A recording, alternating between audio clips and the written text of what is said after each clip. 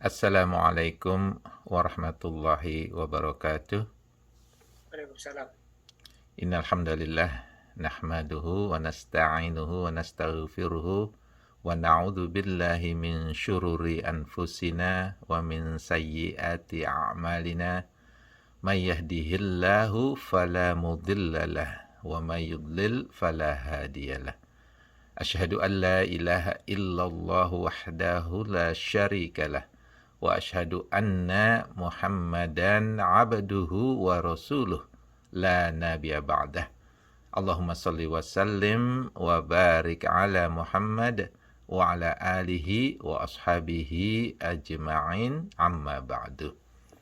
Alhamdulillah, puji dan syukur kita panjatkan pada Allah Subhanahu wa taala yang atas berkat rahmat kasih sayangnya dan izinnya pada hari ini kita bisa berkumpul kembali dalam acara pengajian Lentera Pagi. Dan insya Allah pada pagi ini kita akan membahas mengenai pentingnya sholat nawafil, sholat-sholat sunnah atau sholat-sholat tambahan. Nah, apa sih arti nawafil dulu ya? Jadi nawafil itu artinya apa? Nawafil adalah jamak dari nafilah, yang artinya tambahan. Ya, kalau nafilah itu tunggal, nawafil itu banyak. Jadi nawafil artinya ibadah-ibadah tambahan setelah mengerjakan ibadah-ibadah yang wajib ya.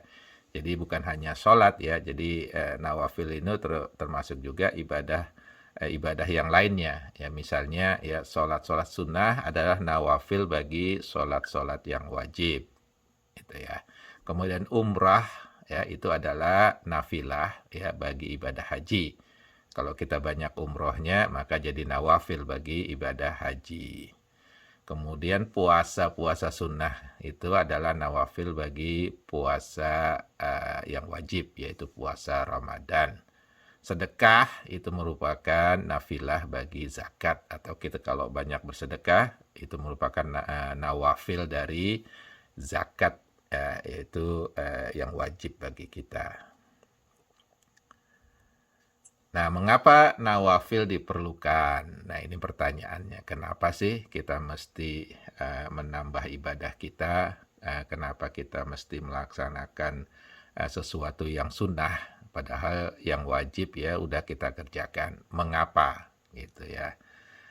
Jadi pertama ya kita harus menyadari bahwa tidak semua ibadah wajib yang kita lakukan itu dilakukan dengan sempurna. Artinya suatu saat mungkin ibadah wajib itu kurang sempurna ya. Ada saja kurangnya. Ya, misalnya sholat lah yang gampangnya ya. Terkadang ketika sholat kita mulai melaksanakan sholat wajib misalnya, ketika bilang Allahu Akbar, saat itu kadang-kadang justru kita menjadi tidak khusyuk. Khusyuknya justru kita mengingat sesuatu yang tidak kita ingat di luar salat. Ya misalnya ya di saat kita mulai sholat itu kita ingat siapa aja sih yang ngutang gitu ya. Wah, Pak Bowo ngutang nih kemarin $200. Akhirnya pada saat sholat itu kita berpikiran bagaimana nih ngasih tahu Pak Bowo kalau dia masih berhutang dan seterusnya. Nah, itu termasuk sholat yang tidak khusyuk gitu ya. Dan apakah harus diulangi? Nah, itu pertanyaannya gitu ya. Kemudian juga ada yang sering ya pada saat mereka pergi haji yang pertama kali itu merasa kok nggak enak ya, rasanya kok nggak mantep gitu haji yang pertama. Haji lagi biar mantep gitu ya.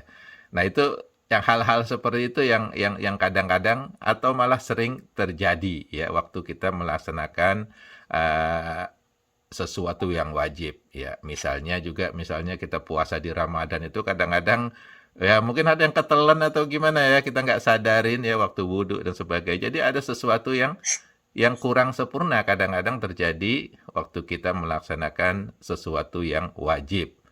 Nah, ini pertanyaan, apakah harus kita ulangi ibadah-ibadah wajib yang kita lakukan secara kurang sempurna itu? Ya, misalnya kita sholat zuhur, Kita selesai kok merasa nggak sempurna, apakah kita harus sholat zuhur lagi? Oh, yang kedua nggak sempurna lagi. Oh, yang ketiga. Akhirnya apa? Nggak selesai-selesai itu sholat zuhurnya. Karena apa? Karena memang kadang-kadang ada saja ketidaksempurnaan itu terjadi waktu kita melaksanakan sholat wajib. Makanya tidak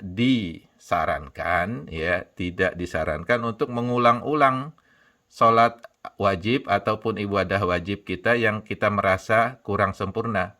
Ya misalnya sholat zuhur nggak sempurna diulang lagi, sholat zuhur lagi. Atau pergi haji diulang-ulang karena merasa yang sebelumnya kurang sempurna. Akhirnya nggak selesai-selesai pergi haji terus tiap tahun. Padahal kewajibannya cuma 1 kali misalnya. Nah bagaimana untuk mengatasi hal yang kurang sempurna ini? Ya, Allah Subhanahu wa taala itu Maha Pengasih dan Maha Penyayang.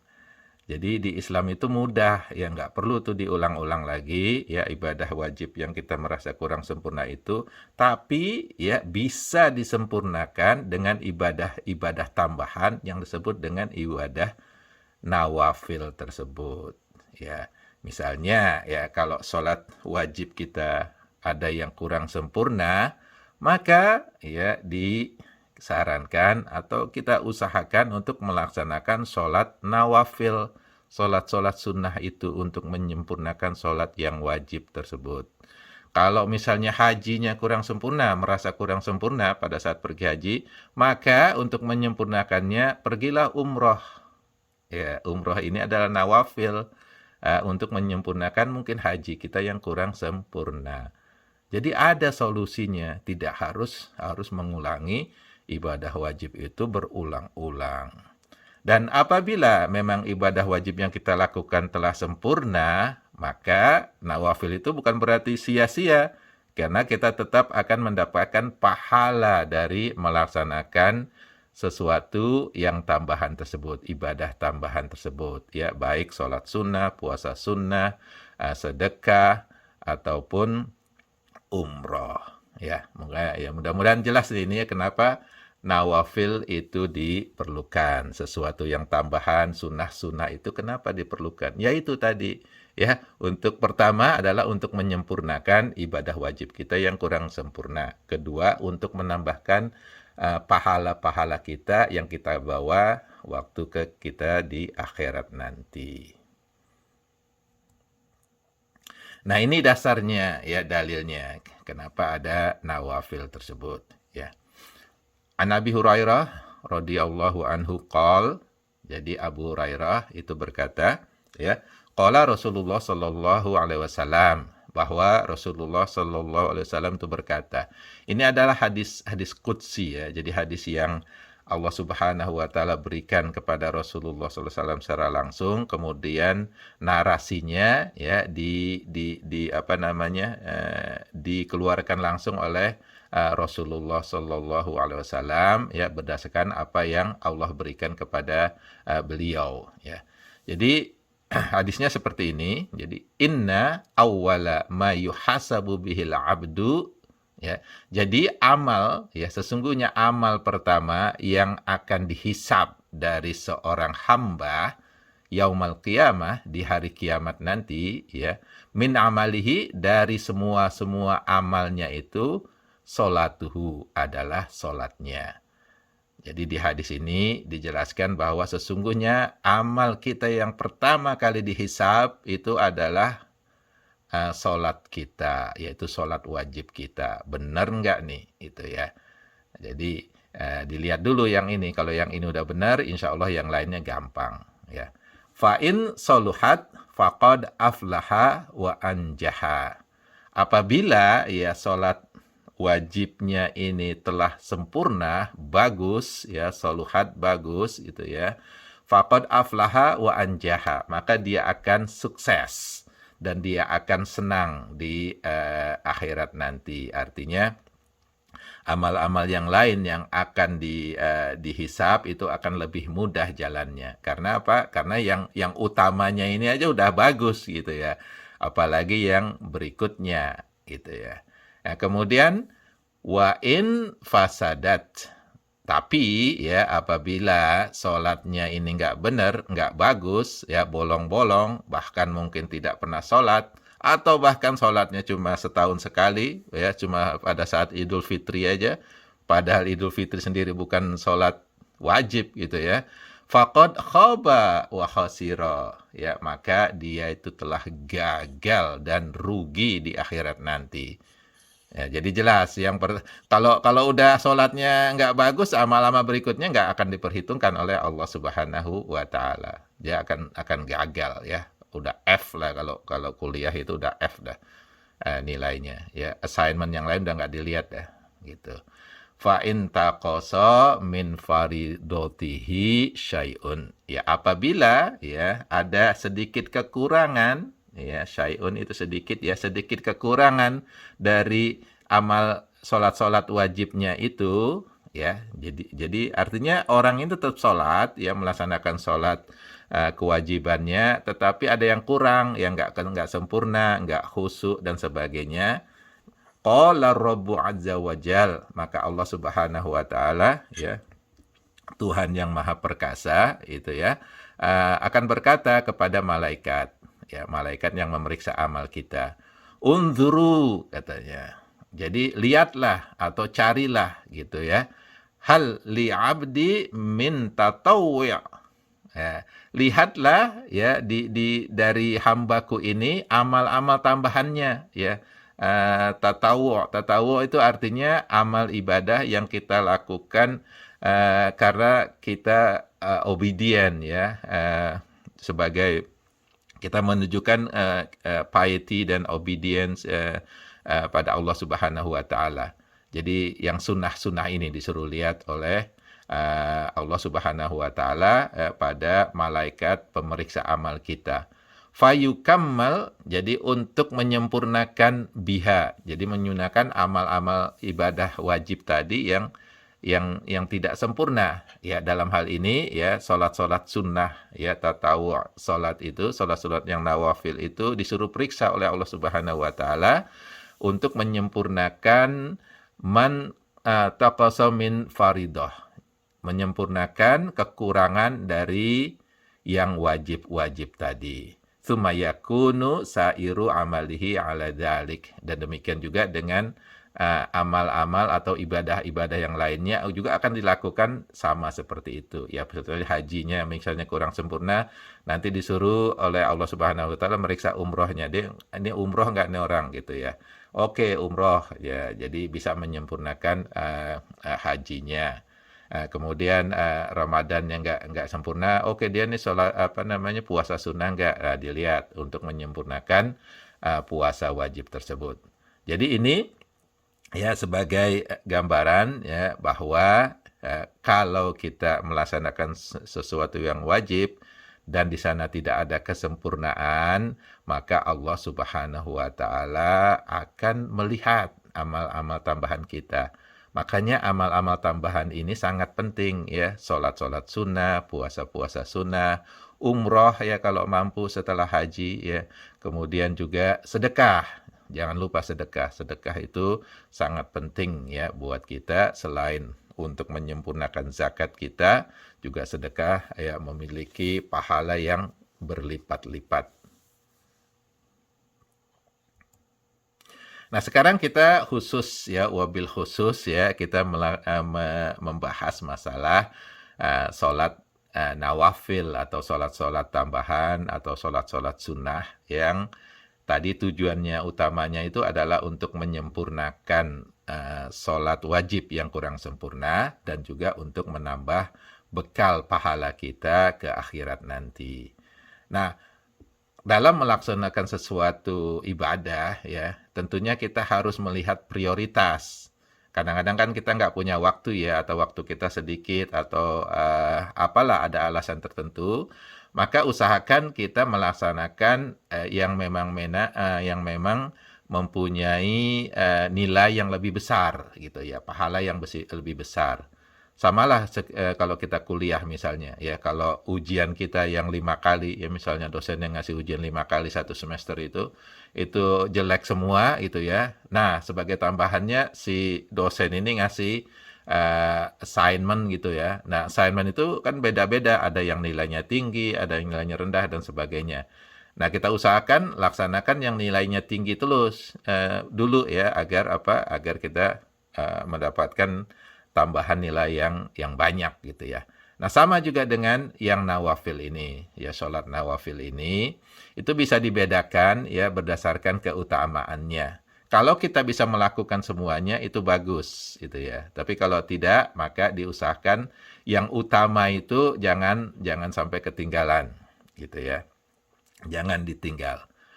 Jadi berdasarkan keutamaannya ini ya, sholat nawafil ini bisa dibagi menjadi dua. Yang pertama adalah yang dinamakan sunnah muakkad, yaitu sholat sunnah yang sangat diutamakan, ya, yang tinggi nilainya, itu yang muakkad.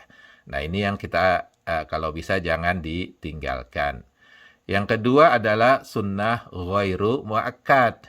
Ini yang kurang diutamakan, tapi kalau dilakukan juga sangat baik ya sebagai tambahan. Jadi ada yang muakkad, sangat diutamakan, dan ghairu muakkad yang kurang diutamakan nilainya. Kemudian berdasarkan waktunya, itu ada beberapa jenis sholat nawafil. Yang pertama, ya kita dengar sholat sunnah rawatib. Ya, rawatib itu artinya tertib, ya, artinya sholat sunnah yang mengikuti sholat wajib. Entah itu sebelumnya yang disebut sebagai qobliyah, atau sesudahnya yang disebut sebagai ba'diyah. Nah, ini namanya sholat rawatib, ya. Kemudian juga ada namanya sholat sunnah mustaqilah. Nah, sholat sunnah mustaqilah ini tidak berhubungan dengan sholat wajib, gitu ya. Tidak harus sebelum, sesudah, dan sebagainya. Ya, misalnya sholat witir, ya, misalnya tahajud, dan sebagainya. Itu tidak ada hubungannya dengan sholat yang wajib. Ya, kita laksanakan di luar sholat wajib tersebut. Kemudian ada juga yang namanya sholat sunnah mutlak. Nah, ini tidak berhubungan dengan waktu, kondisi, atau alasan khusus. Jadi kalau kita mau sholat, ya sholat aja. Nah, itu namanya, niatnya apa? Itu namanya niat sholat sunnah mutlak, gitu ya. Nah, itu yang jenis-jenis sholat nawafil berdasarkan waktunya. Nah, sekarang kita lihat, ya, kita bandingkan ya yang sholat muakkad sama ghairu muakkad. Kita lihat apa saja gitu ya. Ini kan berdasarkan pembagian dari para ulama ya, kadang-kadang ada sedikit perbedaan ya, tetapi ini yang sering kita dengar ya, yang sering kita pelajari. Yang pertama, yang sholat sunnah muakkad itu ya, kalau itu sholat sunnah rawatib ya, atau 12 rakaat ya, di sholat rawatib ini yang muakkad, yang sangat dianjurkan. Ya, 12 rakaat itu apa aja? Pertama, 4 rakaat sebelum zuhur, 2 rakaat setelah zuhur, 2 rakaat setelah maghrib, 2 rakaat setelah isya, dan 2 rakaat sebelum subuh. Nah, kita totalin semua itu, jumlahin, ada 12 rakaat. Nah, ini yang sholat sunnah rawatib yang muakkad. Nah, kalau yang ghairu muakkadnya, yang rawatib apa aja? Ya, kadang-kadang ada orang yang sholat sebelum maghrib misalnya, atau sholat sebelum isya, atau sholat sebelum asyar. Itu nggak masalah, ya itu namanya ghairu muakkad. Ya, boleh-boleh aja, silahkan. Itu Allah Subhanahu wa Ta'ala insya Allah akan memberikan pahala ya, tetapi bukan sesuatu yang diutamakan ya. Kan yang diutamakan yang 12 rakaat di sebelah kiri itu ya, sunnah yang muakkad itu ya. Jadi boleh saja ya melaksanakan 4 rakaat sebelum asyar, 2 rakaat sebelum maghrib ya, 2 rakaat sebelum isya, itu ghairu muakkad ya. Di Indonesia biasanya banyak orang yang melaksanakan juga 2 rakaat sebelum maghrib ya. Setelah azan, sebelum iqamah, biasa mereka melaksanakan sholat qobliyah maghrib, yaitu berdasarkan statusnya adalah ghairu muakkad. Kemudian yang mustaqilah, ya ini yang tidak berhubungan dengan sholat yang wajib, itu ada yang muakkad, yang sangat dianjurkan, itu adalah sholat witir, sholat duha, sholat tahajud, sholat tarawih, sholat id. Ya, ini salah beberapa contohnya. Sedangkan yang ghairi muakkad, ya untuk sholat yang mustaqilah ini, ya sunnah yang mustaqilah ini, misalnya 2 rakaat setelah wudhu, ya kan ada alasannya setelah wudhu, ya. Tapi nggak berhubungan dengan waktu sholat, ya makanya mustaqilah. Dan ini ghairu muakkad, 2 rakaat tahiyatul masjid, sholat istikharah, sholat hajat, tasbih, sholat tobat, istisqa, ya sholat gerhana, itu termasuk yang ghairu muakkad. Ada juga yang berpendapat misalnya sholat tasbih itu sangat penting, ya yang muakkad. Ya silahkan, nggak ada masalah. Ini hanya sesuatu pembagian yang berdasarkan dari hadis-hadis yang ada gitu ya. Nanti kita lihat hadisnya gitu ya. Kemudian yang sholat mutlak, ya sholat mutlak itu semuanya sifatnya adalah ghairu muakkad, ya. Kurang diutamakan, tetapi silahkan kalau ingin dilakukan sebagai sebagai bahwa kita itu memang ingin sekali ya mendekatkan diri kita kepada Allah Subhanahu wa taala dengan melaksanakan sholat tambahan, ya. Nah, namanya sholat ini adalah sholat mutlak. Nah, kita lihat yang dalil ya, yang 12 rakaat rawatib ini yang sebagai muakkad ya. Dalilnya dari Ummu Habibah berkata bahwa Rasulullah SAW bersabda, ini masih di bahasa Inggris, saya langsung terjemahin aja ya. Jadi barang siapa yang sholat sunnah 12 rakaat siang dan malam, artinya setelah sholat wajib ya, maka rumah di surga itu akan dibangun untuk dia, ya. Jadi akan disediakan rumah di surga baginya, ya, barang siapa yang melaksanakan 12 rakaat rawatib ini. Apa aja itu? Yaitu 4 rakaat sebelum zuhur, 2 rakaat setelah zuhur, 2 rakaat setelah maghrib, 2 rakaat setelah isya, dan 2 rakaat sebelum subuh. Nah, ini berdasarkan hadis. Kemudian Aisyah radhiyallahu anha juga berkata bahwa Rasulullah SAW bersabda, ini riwayat dari Aisyah bahwa Nabi SAW itu sangat mengutamakan sholat 2 rakaat sebelum subuh.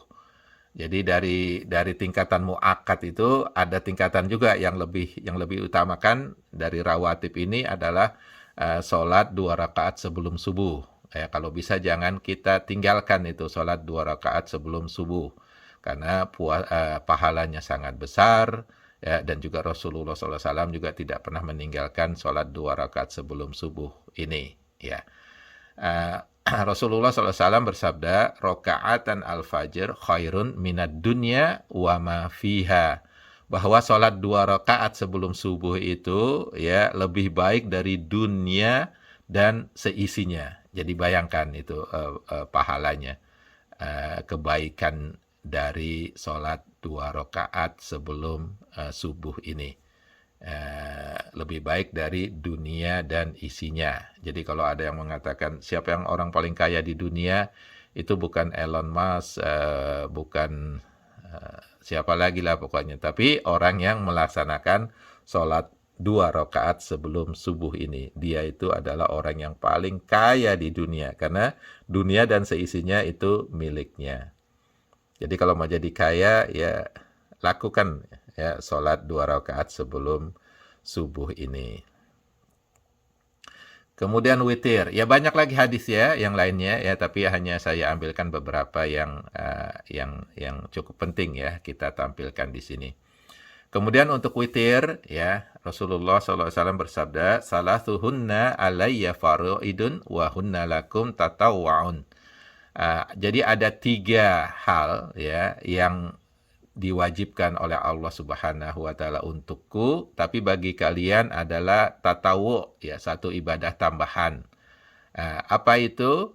Al-witir, salat witir, wan nahar, berkurban, ya, di hari raya kurban itu, wassalatud duha, dan salat duha. Nah, ini berdasarkan hadis, kedudukan witir itu sangat penting, ya, bahkan bagi Rasulullah SAW itu sesuatu yang dianggap wajib untuk beliau, itu ya. Kemudian dari Aisyah radhiyallahu anha, ya, bahwa Nabi Muhammad SAW itu biasa sholat tahajud, ya. Kemudian pada saat beliau ingin melaksanakan sholat witir, maka beliau akan membangunkan Aisyah untuk sholat witir juga. Jadi begitu pentingnya sholat witir ini, sampai Aisyah juga dibangunkan agar ikut sholat witir, gitu ya. Kemudian sholat duha. Nah, sholat duha. Nah, Rasulullah SAW bersabda, ini dari Anas bin Malik, ya. Man sholat duha sinta asyrata rakaatan banallahu lahu qasran min zahabin fil jannah. Jadi barang siapa yang sholat duha, ya, 12 rakaat, ya, Allah akan membangunkan istana, ya, yang terbuat dari zahab, itu emas, ya, di surga. Jadi ini bagaimana pahala, ya, janji Allah Subhanahu wa taala bagi orang yang melaksanakan sholat duha 12 rakaat, ya, secara kontinu, ya, bukan hanya sekali tapi kontinu, ya, istiqomah melaksanakannya. Kemudian dari Abu Hurairah, ya, radhiyallahu anhu, juga berkata bahwa Rasulullah sallallahu alaihi wasallam bersabda, "Man hafadha 'ala syuf'atid duha, ghufira lahu dzunubuhu wa in kanat mithla zabadil bahr." Jadi barang siapa, ya, yang continuously, ya, menjaga sholat duha 2 rakaat setiap hari, ya, dijaga terus, dilakukan terus, maka semua dosanya itu akan dihapuskan oleh Allah Subhanahu wa taala, ya, meskipun dosa itu sebanyak buih di lautan. Ya, bayangkan bagaimana pahala melaksanakan sholat duha 2 rakaat ini secara kontinu, ya, seterusnya setiap hari, ya, usahakan terus melaksanakan sholat duha 2 rakaat ini. Jadi itu pentingnya kenapa ini sholat duha termasuk yang muakkad. Dan juga hadis yang sebelumnya, ya, yang Rasulullah SAW bersabda bahwa ada 3 hal yang diwajibkan untuk beliau: sholat witir, berkurban, dan sholat duha. Ini juga menunjukkan bagaimana pentingnya sholat duha ini. Ya, ada hadis yang lainnya, tapi ini yang akan saya berikan. Ada satu lagi, ya, masalah duha yang dilaksanakan lebih pagi, ya, terutama bagi kita yang sholat berjamaah subuh di masjid, kemudian kita tinggal sementara di masjid, ya, sampai terbit matahari. Kita tunggu mungkin sekitar 15 menit setelah terbit matahari, kemudian melaksanakan sholat duha pagi hari tersebut. Ini namanya sholat isyraq atau syuruk, ya. Apa itu pahalanya? Rasulullah SAW bersabda, "Man sholla sholatas subhi fil masjidi jama'atin, ya, yathbutu fihi hatta yusolli subhanad duha, ya, subhanad duha, kana ka'ajrin haj au mu'tamirin tammat hajjatuhu wa umratuhu." Jadi barang siapa yang sholat berjamaah subuh di masjid, kemudian dia tetap berdiam di masjid, ya, berdiam sambil berzikir, itu ya. Kemudian ketika setelah matahari terbit, ya, dia melaksanakan sholat duha atau isyraq, ya, atau syuruk, maka pahalanya ia seperti mendapatkan pahala orang yang berhaji atau berumroh secara sempurna. Nah, ini pahala dari melaksanakan sholat isyraq atau syuruk. Sholat isyraq dan syuruk ini juga termasuk sholat duha, ya, karena dilaksanakan ketika matahari sudah terbit. sampai sebelum zuhur ya. Kemudian yang berikutnya yang juga muakkad sangat dianjurkan adalah sholat tahajud. Ya, sholat tahajud. Bahkan Allah Subhanahu wa taala berfirman ya, wa minal laili fatahajjad bihi nafilatal lak ya. Dan dari sebagian malam itu ya, maka bertahajudlah kalian atau sebagai nafilah, sebagai sholat tambahanmu. Ini pada Rasulullah, tapi ini juga untuk kita ya. Jadi laksanakanlah sholat tahajud sebagai sholat nafilah kita atau nawafil kita. Asa ayyaba'atsaka rabbuka maqaman mahmuda. Dan semoga ya Allah Subhanahu wa taala akan membangunkan tempat yang tinggi di akhirat nanti. Jadi ini pentingnya sholat tahajud. Kemudian Rasulullah SAW juga bersabda, ini berdasarkan hadis dari Abu Hurairah ya radhiyallahu anhu. Qala Rasulullah SAW, Abdulus siyam ba'da syahrul Ramadan, syahrullahil Muharram. Jadi sebaik-baiknya puasa sunnah itu ya setelah puasa Ramadan itu adalah puasa di bulannya Allah, yaitu bulan Muharram. Puasa apa itu? Puasa Asyura ya, 10 Muharram, puasa Asyura. Itu dianggap puasa yang baik, yang paling baik setelah puasa Ramadan ya. Wa afdalus shalah ba'dal faridah sholatul lail. Dan sebaik-baiknya sholat sunnah ya setelah sholat yang fardu adalah sholat di malam hari ya, termasuk ini adalah sholat tahajud ya. Jadi qiyamul lail ya, sholat malam itu dilaksanakan ya setelah kita melaksanakan sholat isya ya sampai sebelum masuk waktu subuh. Itu semuanya sholat malam ya, sholatul lail ya, termasuk tarawih ya. Tarawih itu adalah salah satu jenis qiyamul lail ya, sholat malam.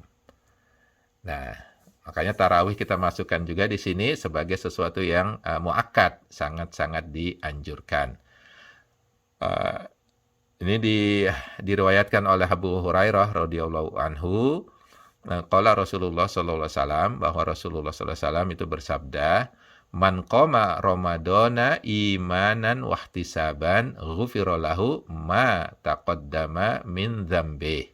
Barang siapa berdiri ya di waktu malam di Ramadan ya, dalam hal ini adalah sholat tarawih ya, di bulan Ramadan, imanan wahtisaban, dengan rasa percaya diri, dengan iman dan penuh harapan ya, ghufira lahu ma taqaddama min dzambi, maka Allah Subhanahu wa taala akan menghapus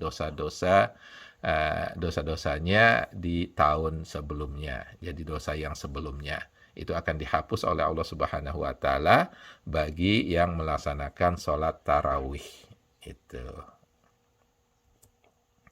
Sholat Id ya juga satu yang sangat diutamakan, bahkan untuk mazhab Hanafi, sholat Id ini termasuk sesuatu yang kemarin Ustadz Bahri udah memberikan kita ilmu ya, bahwa di Imam Hanafi ya, mazhab Hanafi itu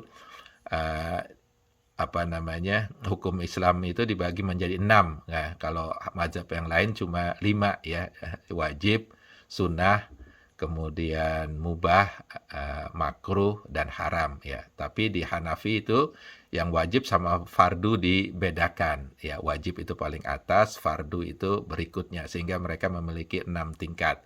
Nah, sholat Id ini termasuk yang dianggap fardu untuk mazhab Hanafi, artinya harus dilakukan. Sedangkan bagi mazhab yang lain itu statusnya adalah sholat sunnah muakkad ya, sangat-sangat dianjurkan.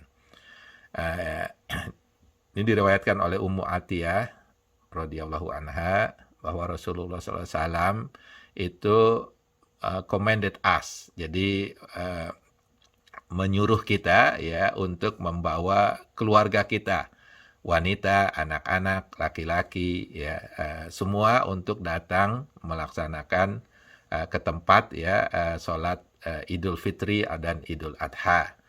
Jadi walaupun ya si wanita ini atau istri kita, mungkin anak kita yang sudah dewasa itu sedang haid, sedang menstruasi, tetap ya disuruh oleh Rasulullah SAW, ya dianjurkan oleh Rasulullah SAW untuk datang ke tempat sholat Idul Fitri, Idul Adha tersebut. Tapi mereka tidak sholat ya karena mereka sedang haid. Tapi tetap dianjurkan atau disuruh datang untuk menggembirakan ya, merasa gembira dengan keberadaan sholat Idul Fitri dan Idul Adha tersebut, ya ikut bergembira dengan community ya, dengan masyarakat ya pada saat tersebut. Ini begitu pentingnya ya muakkadnya sholat Id tersebut. Nah, sekarang kita juga harus tahu ya apa sih karakteristik dari sholat-sholat sunnah ini ya, apa yang membedakan dengan sholat wajib ya. Jadi kalau kita waktu melaksanakannya kita tahu ya alasannya. Kita mungkin suka melihat misalnya ada orang yang kok sholat sunnahnya duduk gitu loh. Padahal kan sholat harusnya berdiri, wajib berdiri itu sholat itu ya, itu salah satu rukun sholat itu berdiri itu ya. Tapi ternyata ada juga yang duduk. Nah, itu jangan langsung bilang, wah nggak sah itu sholatnya. Sholat itu harus berdiri. Ya kita lihat dulu, ada perbedaan antara sholat sunnah dengan sholat yang wajib. Ya. Yang pertama, ya sholat sunnah, ya nawafil, ya itu sebaiknya atau lebih baik dilaksanakan di rumah. Ya, terutama kalau rumah kita dekat dari masjid misalnya. Yang sholat yang rawatib itu kalau bisa dilaksanakan di rumah. Jadi sebelum datang ke masjid, kita sholat qobliyah dulu. Kemudian setelah sholat di masjid, kita pulang, ya kita sholat di rumah yang ba'diyahnya. Ya itu kalau memang memungkinkan. Tapi kalau tidak memungkinkan, ya sholat sunnah qobliyah ba'diyah di masjid tidak ada masalah. Ya, tapi ini hanya sebagai rekomendasi ya. Kenapa Rasulullah SAW merekomendasikan tersebut? Ya, ini dari Ibnu Umar ya radhiyallahu anhu berkata bahwa Rasulullah SAW berkata ya,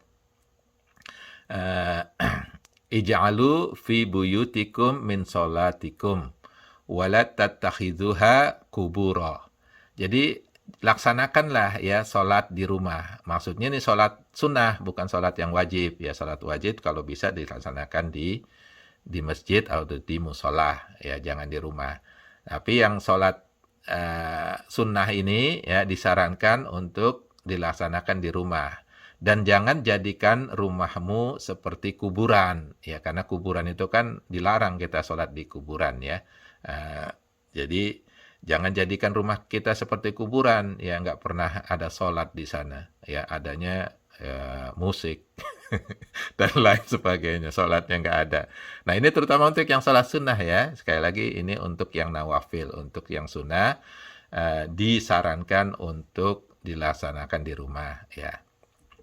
Ada juga sholat sunnah yang disarankan untuk dilaksanakan bersama-sama ya, berjamaah ya, misalnya sholat tarawih, Idul Fitri, Idul Adha, itu sholat sunnah yang disarankan untuk dilaksanakan di luar rumah ya, entah di masjid ataupun di lapangan ya, termasuk sholat minta hujan ya, istisqa, kemudian sholat gerhana, itu juga sholat yang dianjurkan ya, dilaksanakan secara berjamaah baik di masjid ataupun di lapangan. Kemudian ini juga satu saran ya, rekomendasi ya, sebaiknya sholat sunnah itu dilakukan 2 rakaat ya. Boleh 4 rakaat, boleh 8 rakaat dengan 1 salam, itu boleh. Tapi yang dianjurkan adalah 2 rakaat ya. An Rasulullah sallallahu alaihi wasallam annahu qol, ya Rasulullah sallallahu alaihi wasallam itu berkata, ini dari Ibnu Umar radhiyallahu anhu, sholatul laili wan nahar masna. Sholat sunnah ya malam dan siang itu dilaksanakan 2 rakaat ya. Kalau kita lebih dari 2 rakaat ya, misalnya 4 rakaat, kita pisah 2 rakaat, 2 rakaat. Kalau 8 rakaat, kita pisah lagi 2 rakaat, 2 rakaat, 2 rakaat, 2 rakaat. Nah, ini anjurannya. Kalau mau laksanakan 4 rakaat langsung juga tidak ada masalah. Itu ya. 8 rakaat juga ada yang melaksanakan itu juga boleh-boleh saja ya. Tapi yang dianjurkan kalau bisa ya dipecah menjadi 2 rakaat, 2 rakaat. Juga dari Ibnu Umar radhiyallahu anhu ya Rasulullah SAW bersabda, "Sholatul laili masna masna wal watru rakaatun wahidah."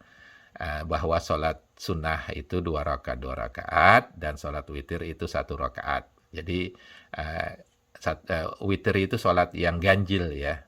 Jadi diutamakan 1 rakaat ya. Kalau bisa 3 rakaat nggak masalah, 5 rakaat juga nggak masalah itu ya. Tapi dianjurkan 1 rakaat atau 3 rakaat yang sering dilakukan.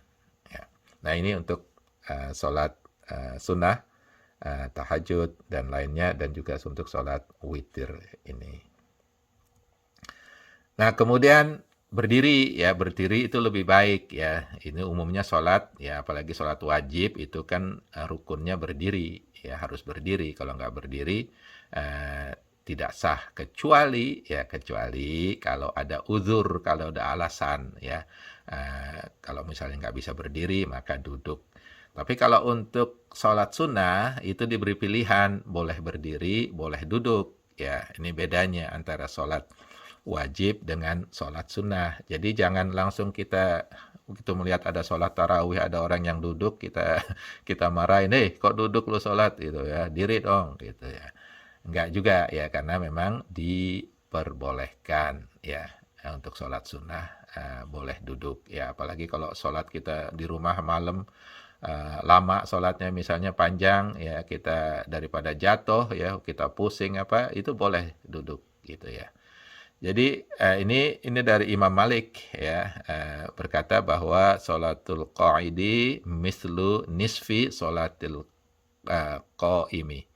Jadi Imam Malik berkata bahwa ya boleh duduk ya, sholat sunnah duduk. Tapi beliau berkata bahwa sholat berdiri itu pahalanya 1, sedangkan sholat duduk itu pahalanya setengah. Artinya kalau kita sholatnya duduk itu dapat pahalanya hanya setengah dari sholat berdiri. Nah ini sebagai kehati-hatian ya, kehati-hatian dari Imam Malik untuk tetap melaksanakan sholat sunnah berdiri ya, daripada atau dibandingkan dengan sholat sunnah duduk ya. Kecuali kalau memang ada alasan, ada uzur ya, tentunya hukum ini tidak berlaku kalau ada uzur. Misalnya orang yang sudah tua ya, sudah tidak mampu lagi berdiri, maka ya, duduk ya, itu pahalanya sama ya dengan sholat yang berdiri kalau memang ada uzurnya. Kalau hanya malas saja gitu ya, cuma malas doang, maka duduk ini boleh tetapi pahalanya lebih sedikit. Ya, gampang aja ya. Ya di Islam itu mudah aja kok, pilih aja yang mana yang kita mau. Tentunya kita akan pilih yang lebih banyak. Juga ini semacam kewajiban atau rekomendasi ya, sesuatu yang sangat direkomendasikan bahwa di setiap rakaat itu kita membaca surat setelah Al-Fatihah. Itu ya. Kalau sholat wajib kan cuma 2 rakaat pertama aja ya yang direkomendasikan atau diwajibkan untuk membaca surat setelah Al-Fatihah. Tapi kalau untuk sholat sunnah ya setiap rakaat itu ada surat ya setelah membaca surat Al-Fatihah. Ya seperti kalau kita misalnya ikut tarawih itu ya, yang mungkin ada yang pakai 4 rakaat ya, maka tiap rakaat itu tetap dibaca surat setelah surat Al-Fatihah. Tapi kalau yang sholat wajib cuma 2 rakaat pertama aja ya. Misalnya kalau sholat Isya cuma 2 rakaat pertama aja yang dibaca surat setelah surat Al-Fatihah ya. Kemudian yang terakhir ya, bahwa qada sholat sunnah itu sangat juga direkomendasikan untuk sesuatu alasan ya. Misalnya ya, kita itu biasa ya, udah biasa kan tadi sholat sebelum subuh, 2 rakaat sebelum subuh itu kan sangat penting ya. Kita udah biasa melakukannya gitu ya. Suatu saat kita datang ke masjid ya, kita belum melaksanakan sholat 2 rakaat sebelum subuh itu ya, tapi di masjid itu sudah dimulai sholat subuhnya. Maka kita jangan sholat sunnah sebelum subuh itu ya, dilarang ya, karena tidak ada sholat sunnah ketika ada sholat wajib ya. Ketika jamaah itu sudah mulai sholat wajib, maka kita nggak ada sholat sunnah. Nah, ketika kita saat itu misalnya sedang sholat sunnah, ya katakanlah baru 1 rakaat, kemudian tiba-tiba si muazin ya itu ini qomat gitu ya, qad qomati sholah, maka kita juga di situ saat itu juga diharuskan ya mengakhiri sholat sunnah kita tersebut. Ya kalau kita sedang berdiri ya, walaupun hanya baru 1 rakaat misalnya, maka kita langsung ucapkan salam ke kanan, assalamualaikum, assalamualaikum, ke kiri pada saat berdiri. Atau pada saat kita duduk misalnya, ya hampir habis ya kita duduk ya setelah 2 sujud duduk antara sujud itu. Kemudian si muadzin qad qomati sholah, maka kita langsung tuh akhiri sholat sunnah kita tersebut ya, ucapkan salam, assalamualaikum, assalamualaikum ya, kanan kiri untuk mengakhiri sholat. Jadi pada saat berdiri ataupun duduk ya mengakhirinya. Jangan pada saat ruku atau sujud ya. Apalagi sujud susah tuh ngucapin salam sambil sujud. Assalamualaikum. Begitu sujud duduk dulu langsung assalamualaikum warahmatullah. Assalamualaikum warahmatullah. Nah ini. Jadi kalau kita dalam kondisi tersebut, kita terbiasa melaksanakan sholat 2 rakaat sebelum subuh, tapi kita datang, kita ketinggalan gitu ya, sholat qobliyahnya itu ya sebelum subuhnya tersebut, maka itu kita bisa lakukan setelah subuh selesai. Kita sholat sunnah. Nah, niatnya tetap qobliyah ya, untuk membayar qadha dari sholat kita, qobliyah kita yang ketinggalan tersebut ya. Jangan dimarahin kalau ada orang sholat misalnya setelah subuh, kok ada orang sholat ngapain nih, padahal sesuatu yang makruh ya, sholat setelah subuh itu ba'diyah subuh itu nggak ada ya, makruh hukumnya. Tapi ini orang sholat gitu lah ya, jangan langsung dimarahin. Kita lihat dulu alasan, oh mungkin dia qadha karena ketinggalan. Nah itu kalau memang kita terbiasa melaksanakan sholat sunnah sebelum subuh tersebut.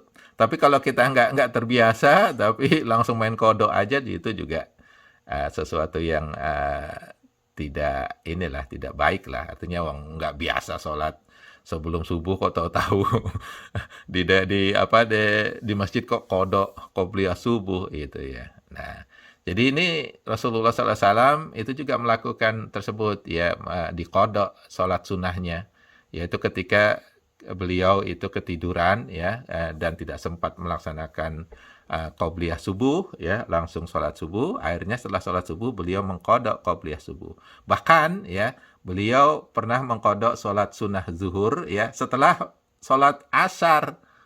Bayangin, setelah sholat asar, tapi niatnya tetap sholat qobliyah dan ba'diyah zuhur gitu ya. Karena apa? Karena beliau Rasulullah SAW itu kelupaan ya, bahwa tadi ternyata belum sholat qobliyah zuhur ya, baru ingat setelah sholat asar, oh iya lupa tadi. Jadi kalau memang kita sudah terbiasa melaksanakan sholat rawatib tersebut ya, kemudian suatu saat kita lupa, bisa kita qadha itu ya, agar pahalanya tetap ada. Jangan dicuekin aja, udah lupa udah gitu ya. Boleh diqadha. Ya, bahkan seperti contoh ini bagaimana Rasulullah SAW mengqadha sholat rawatib zuhur setelah asar. Ya, itu kan jauh benar itu ya jaraknya. Tapi ya ingatnya pada saat itu ya qadha, karena beliau terbiasa melaksanakan sholat rawatib tersebut.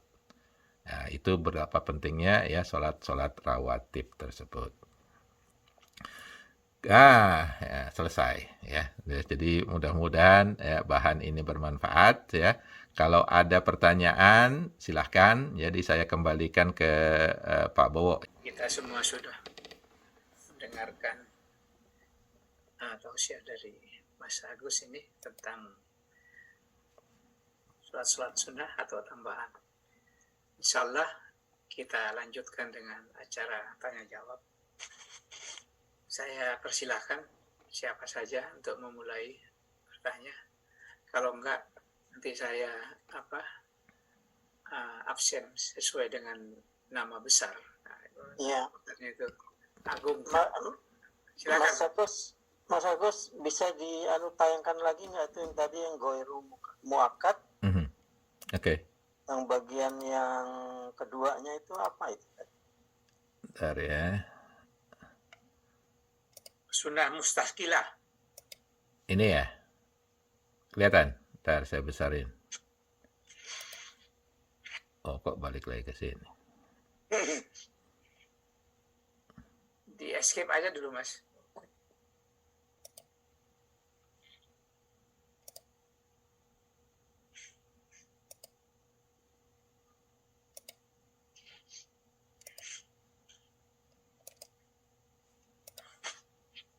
Kalau nonton bola itu wajib nggak ya?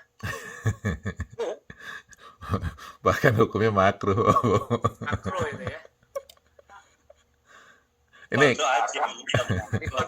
hukumnya haram loh kalau nontonnya sambil sholat. Kalau menikah itu kan wajib ibadah juga kan. Kalau nggak sempurna. ini nikah lagi, makanya nggak boleh nikah lagi, jangan diulang-ulang.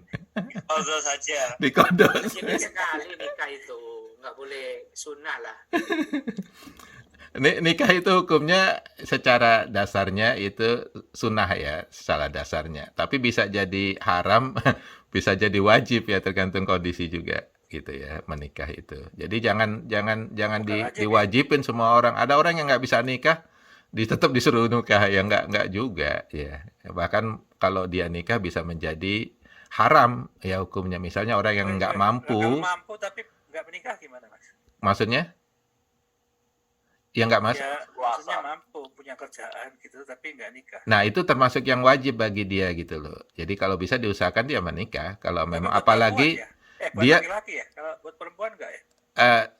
Kalau nggak bisa menahan ya, kalau nggak bisa menahan dia sudah mampu ya secara harta, jasadnya, kondisinya, fisiknya, dan juga ternyata dia nggak bisa nahan nih ya, suka self-service lah istilahnya gitu ya.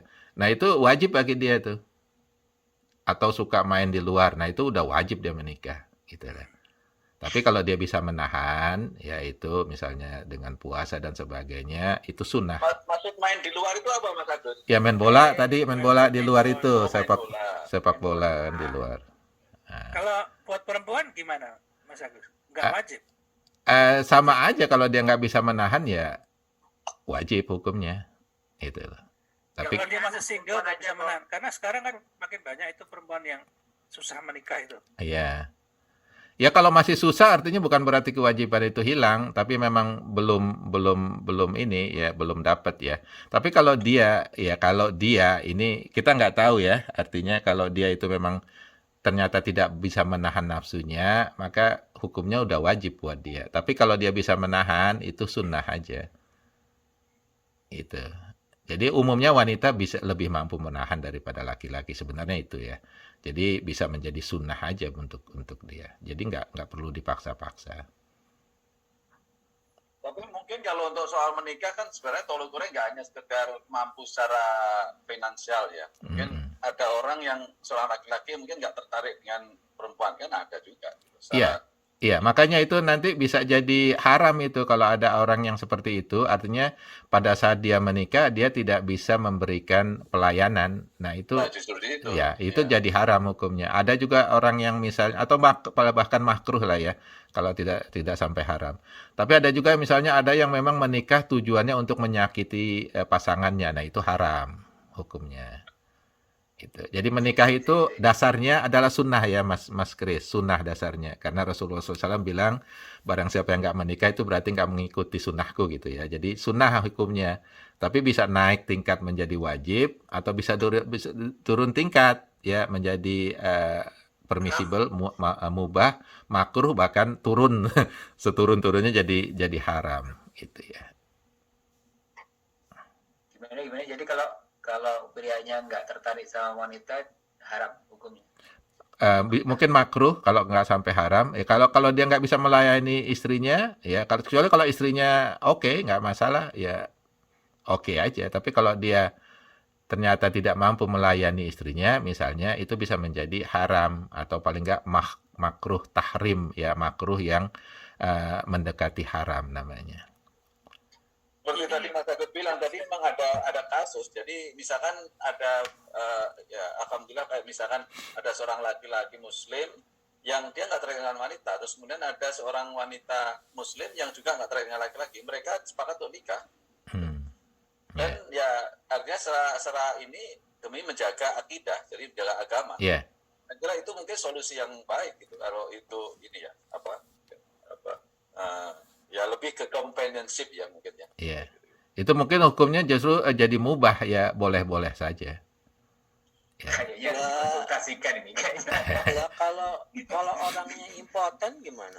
Ya, itu bisa jadi makruh tadi itu atau haram. Kalau bisa ya jangan menikah itu karena status, ya supaya saya nggak dianggap jomblo. Itu ya saya harus menikah. Padahal kalau dia menikah itu dia nggak mampu ya melaksanakan kewajibannya. Kan kalau nggak mampu melaksanakan kewajibannya, hukumnya jadi dosa kan? Dosa nggak? Ini maaf dulu ini. Kita jawab dulu pertanyaannya. Oh iya nih Mas Krip langsung larinya ke. Silakan Pak Agus. Ini jadi pertanyaannya Pak. Iya, silakan Pak Is, apa itu pertanyaannya? Sunnah mustaqilah itu yang ditanyain tadi. Tekilah sama udah saya udah lihat itu. Udah lihat. Tapi sholat mutlak tuh yang kayak apa ya? Mutlak itu nggak ada ininya, tahu-tahu kita pengen sholat ya, nggak ada ininya ya, nggak ada apa namanya, nggak ada syarat khusus lah misalnya gitu ya. Kalau syarat witir kan misalnya mustaqilah, kenapa dia mustaqilah kan harus dilaksanakan misalnya sebelum di waktu malam Nggak ya. ada time constraint Mas. Nggak ada time constraint kali ya, time. Enggak. Sebab juga Nggak ada waktu. Ada juga yang sholat itu gerhana, surat. Gerhana itu ada alasannya, itu Ada alasannya. ya, ada itu alasannya, mustaqilah itu ya. Tapi kalau mutlak enggak. Nah, ini ada perdebatan ya, satu ada time-nya sih. ada apa namanya? Nggak boleh. Bukan perdebatan ya, termasuk diskusi lah ya. Itu ada nggak sholat sebelum qobliyah sebelum Jumat sama ba'diyah sebelum Jumat? Nah, itu kan. Yang ada kan qobliyah sebelum zuhur sama ba'diyah sebelum zuhur. Iya. Nah, itu ada yang menyatakan, ya silakan aja sholat. Ya, ada yang mengatakan nggak ada. Kalau mau sholat, namanya sholat mutlak aja. Gitu loh. Atau disebut sunat masjid aja. Apa namanya itu? Itu mustaqilah itu kalau ada alasan untuk masuk masjid Mustaqilah, misalnya. Ya, itu mustaqilah. Ayo silakan yang kalau ada bertanya lagi. Mas Agung udah siap tuh, silakan. Sebentar Pak. Oh belum ya? Sebentar. Sorry. Nekat ini namanya. Mas Kris nekat. Tadi kan nyeletuk gitu, bukan nanya.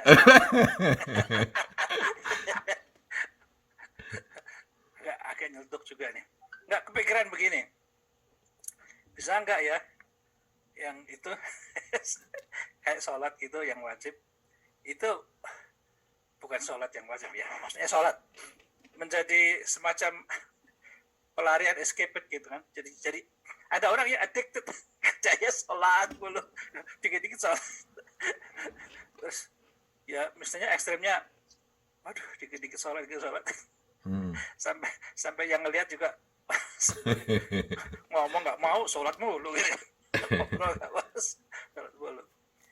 Gimana itu kasusnya? Ada nggak sampai ada titik tertentu?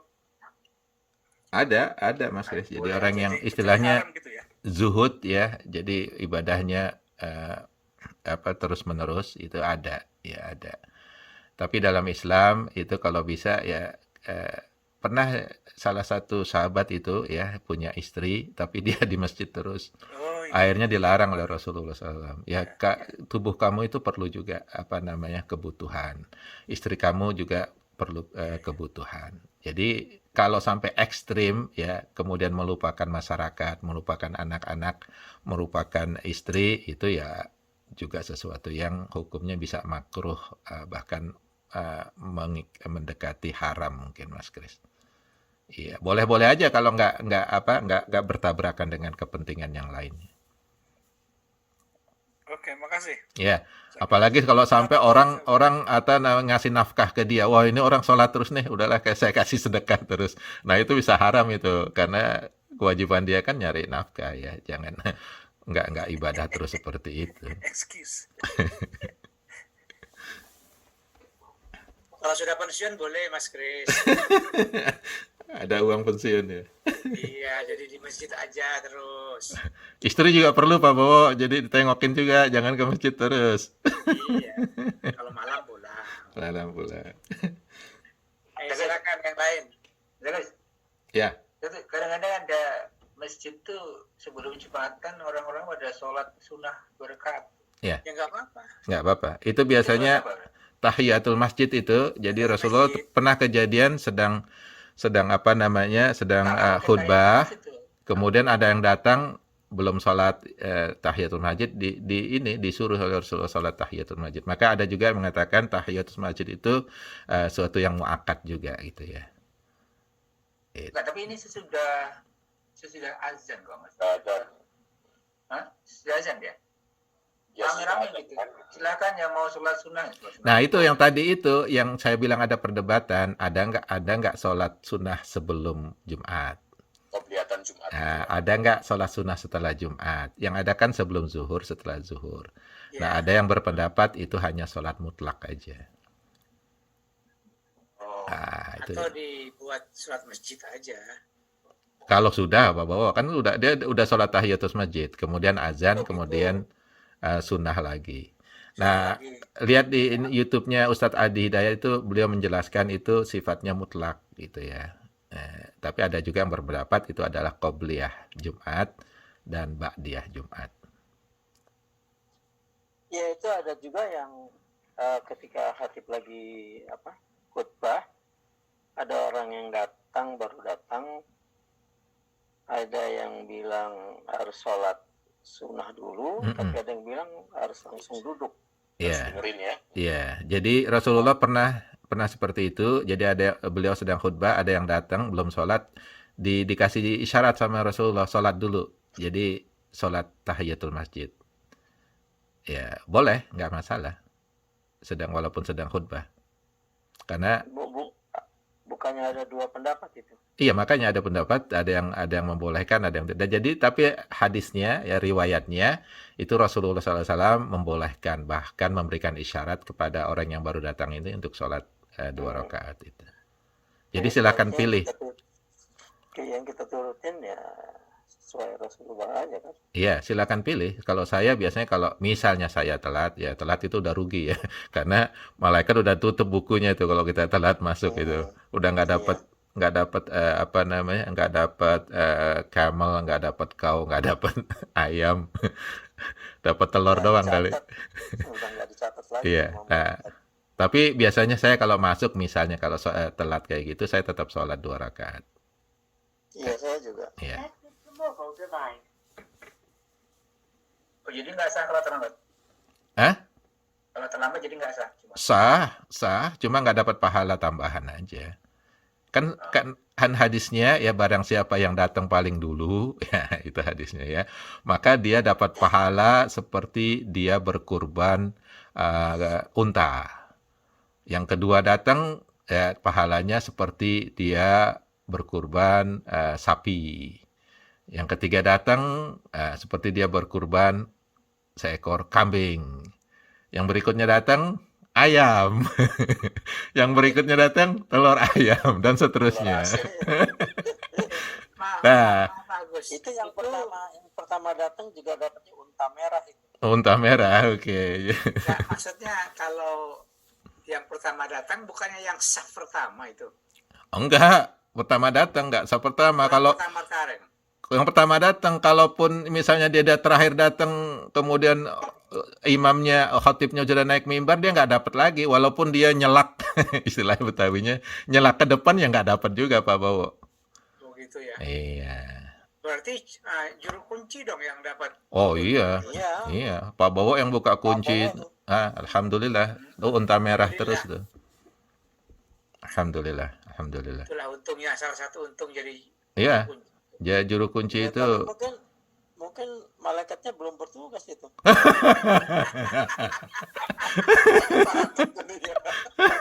Kita panggil aja. Malaikatnya tuh lapor Pak S dulu sih. Kuncinya udah ada. Malaikatnya WA dulu tuh, Pak. Is angel itu. Jadi silakan kalau ada yang tanya lagi sebelum saya absen. Itu Jumatan tadi, Mas Agus. Iya, iya. Kalau sudah salat apa? Mm-mm. Assalamualaikum udah nggak kecatat, udah dianggap terlambat atau masih bisa? Assalamualaikum apa, Pak? Goodbye, khotib. Kalau bisa sholat zuhur aja dah.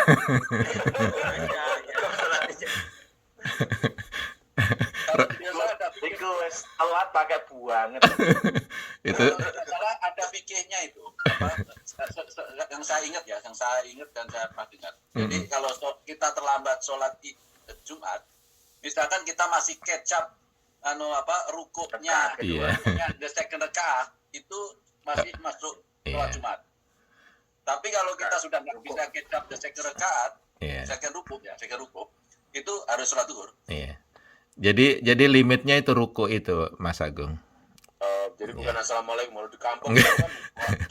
Assalamualaikum langsung. Ya ikut aja, tetap aja ikut sholat, tapi nanti sholat zuhur lagi karena itu udah nggak termasuk sholat Jumat gitu. Iya, atau ikut shift kedua Jumatannya.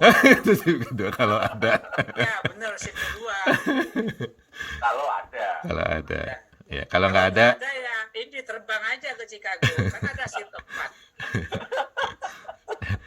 jadi zuhur aja Mas Agung. Jadi kita ikut tetap salam bareng ya, terus setelah itu sholat zuhur lagi. Itu tadi saya nyeletuk belum nanya itu ya. Oh belum.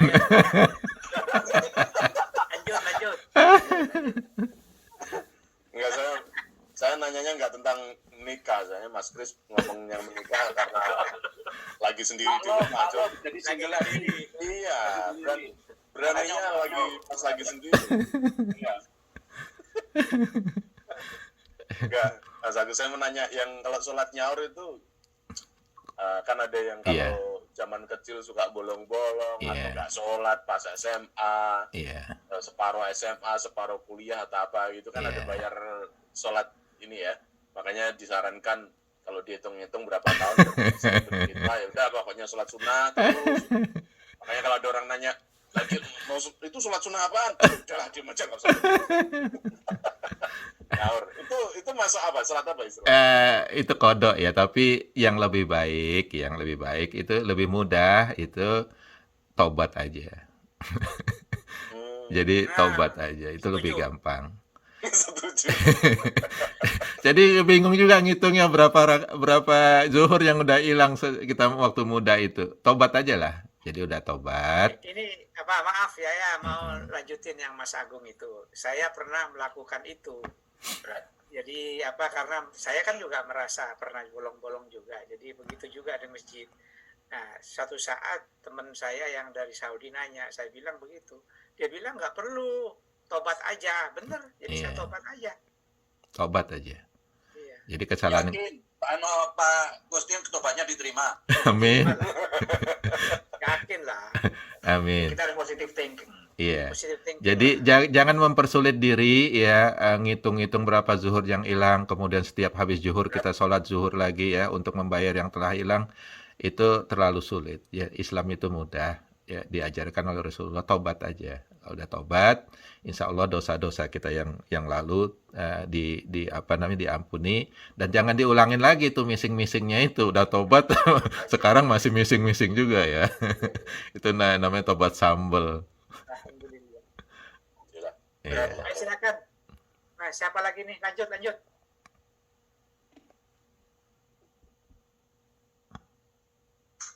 Oh, Mas Nur belum nanya ini. Silakan Mas Nur.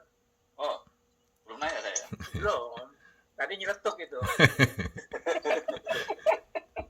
Ini Mas Agus. Iya. Biasanya kalau sholat tarawih itu kan ini tarawih 8 kemudian 3 witir ya. Iya. Nah, biasanya itu dipecah kan witirnya Iya. 2 sama 1 ya. Pertanyaan klasik. Kalau 2 berarti kan bukan piye. Piye, niatnya piye. Niatnya piye gitu. Iya, ya. Itu ada YouTube-nya itu Gus Baha itu. Emang emang bingung juga no sholat tunggal kok 2 gitu ya itu. Jadi kalau saya sih saya nggak pecah kalau saya.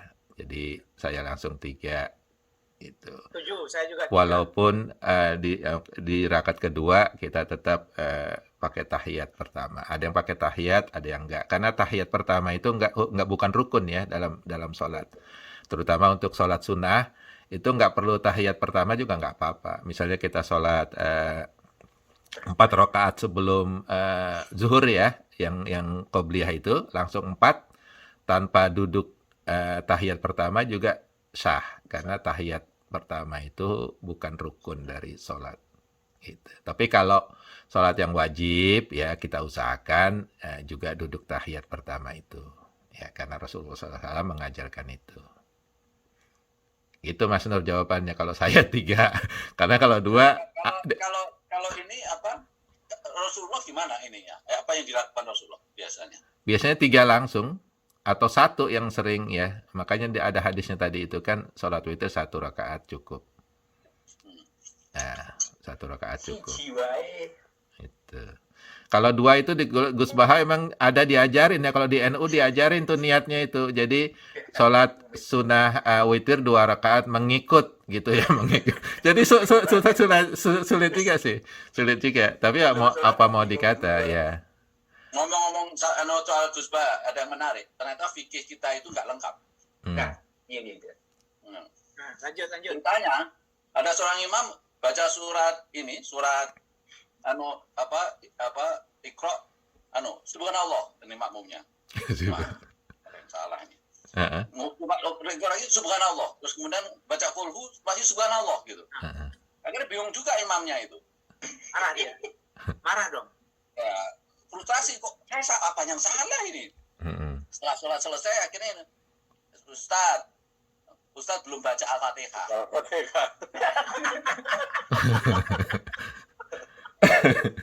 Bisa nyata. Oh, lupa deh. Jadi gimana pikir kan kalau lupa atau koreksi kan subhanallah, atau kalau perempuan nepuk tangan atau pakai tanda. Nah, bagaimana memberitahu waktu sholat imam itu yang kelupaan bahwa baca Al-Fatihah. Ini kejadian loh. Iya. Ini ceritanya Pak Bambang. Iya. Iya. Saya pernah juga di SMP dulu, guru saya lupa. Pernah sekali ya, ingat banget. Tapi fikirnya kan nggak ada itu, ya kan? Iya. Fikirnya nggak ada teknik how to Ula- remind the itu Mas Nur itu termasuk yang nggak sah sholatnya. Jadi diulangin karena bukan karena nggak khusyuk ya. Benar, itu diulang tapi Itu benar, itu jawaban klasik. kasih tahu in the middle of the prayer gitu loh, jangan sampai Ya. ngulang gitu. Ya udah nggak apa-apa. Ya Allah. Tetap begini Mas Nur. Jadi Satu jemaah semuanya. jadi Angel. emang udah diajarkan seperti itu. Ucapin aja subhanallah, subhanallah, subhanallah. Tapi kalau si imamnya kekeh bahwa merasa benar, nanti setelah selesai kasih tahu. Tadi belum baca ini Al-Fatihah. Nanti ulang lagi bareng-bareng. Jadi gampang aja. Jangan digaplok ke imamnya. Atau saking subhanallah kenceng bener sambil dipukulin. Subhanallah ya enggak. Ya cukup Itu pelan-pelan. tadi Pak Iskandar celetuk atau nanya tuh? Belum nanya ya? Tadi belum nanya itu. Udah. Jadi sekarang yang belum nanya siapa? Pak Bowo atau Pak Jokowi? Nanya. Nanya, jangan celetuk aja.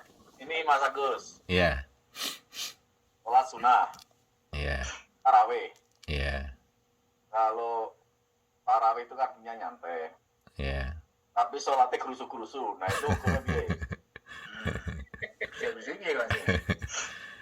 Iya. Jadi bukan hanya di satu tempat. Mm-mm. Mungkin tak Jawa, tokoh Jawa itu ada Jawa Timur. Ada tuh yang di Jawa itu sholat kilat tarawih 7 menit selesai semuanya.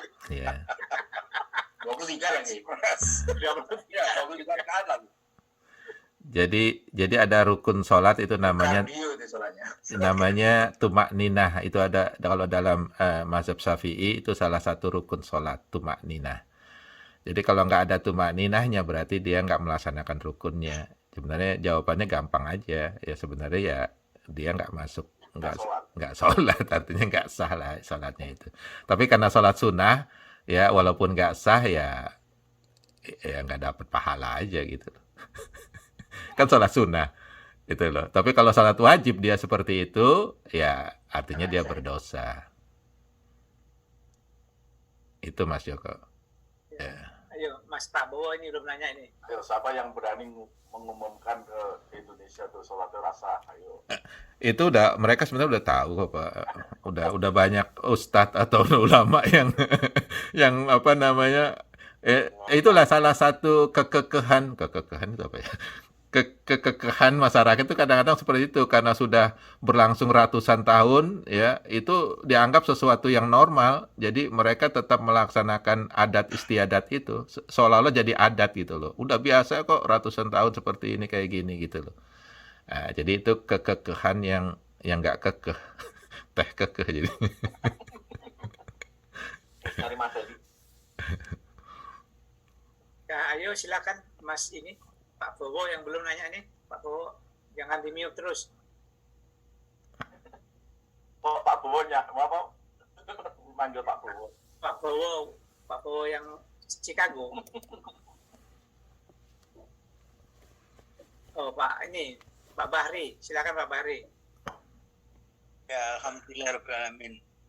Ya, kalau ngomong soal nikah wanita kok rame banget. Soalnya nggak ada wanita, Pak. Karena yang nanya Mas Kris tadi itu. Iya, ini ada berita gembira tuh Bapak-bapak. Ya. Ya, itu di satu negara di Afrika Utara yang orangnya cantik-cantik, Indonesia.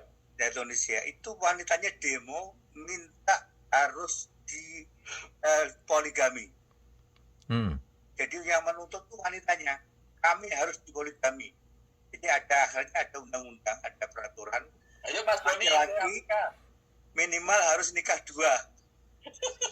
Jadi kalau laki-laki nikah 1, kata Kiai Haji yang dari Jombang itu termasuk orang yang licik. Nah itu rekamannya Gus Dur yang cerita sama Gus Husen, Kiai Husen Yayas dari Jombang itu. Jadi wanita itu harus dipoligami di Tunisia. Nah menurut Gus Dur, kalau laki-laki itu kadang-kadang ada 4 yang menikah 1, ada yang 2. Tapi menurut Gus Dur kalau istrinya 1 itu termasuk orang yang licik, ada yang penakut gitu. Nah pelaksanaan gimana? Silakan.